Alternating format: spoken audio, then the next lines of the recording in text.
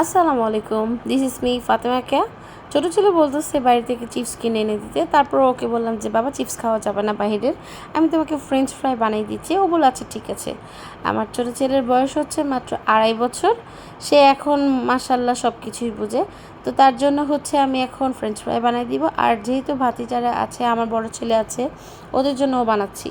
তো আজকে ফ্রেঞ্চ ফ্রাইটা আমি যেভাবে তৈরি করব সেটা হচ্ছে একদম সিম্পলভাবে আমি ফ্রেঞ্চ ফ্রাইটা তৈরি করব। কোনো কিছু মানে অন্য আদার্স কোনো কর্নফ্লাওয়ার এগুলো কিছু অ্যাড করব না, শুধু জাস্ট লবণ দিয়ে তেলে ভেজে দিব। তো এই যে আমি মিডিয়াম সাইজের আলুগুলো নিয়েছি, যাতে বেশি লম্বা না হয়। মিডিয়াম সাইজের আলু দিয়েই হচ্ছে আমি ফ্রেঞ্চ ফ্রাইটা বানাই।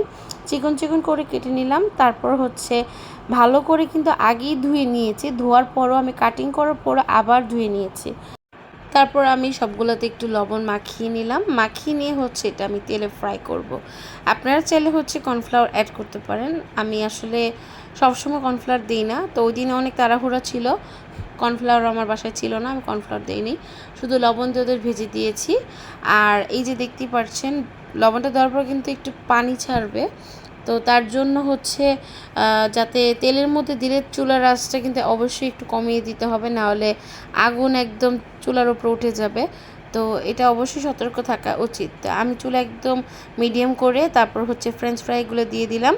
আর ফ্রেঞ্চ ফ্রাইগুলো আমি কিন্তু একটু মানে মচমচে করে ভাজবো।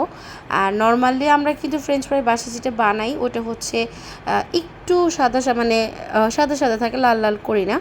এটা আমি একটু ক্রিস্পি একটু মচমচে করে বানাবো।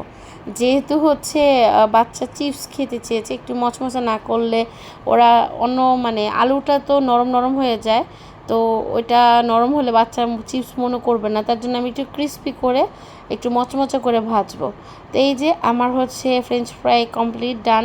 এখন বাচ্চাদের আমি পরিবেশন করে দিব। আপনারা চাইলে এটাতে আবার একটু লবণ বা একটু মরিচের গুঁড়ো, একটু হচ্ছে টেস্টিং সল্ট এগুলো অ্যাড করতে পারেন।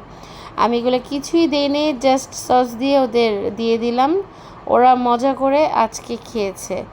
বিশ্বাস করেন, this is the best chips ever. এটা খুবই মজা হয়েছে, আপনারা অবশ্যই ট্রাই করতে পারেন। আর বাচ্চাদের এভাবে বাসায় চিপস বানিয়ে দিতে পারেন। তো সবাই ভালো থাকবেন, আল্লাহ হাফিজ।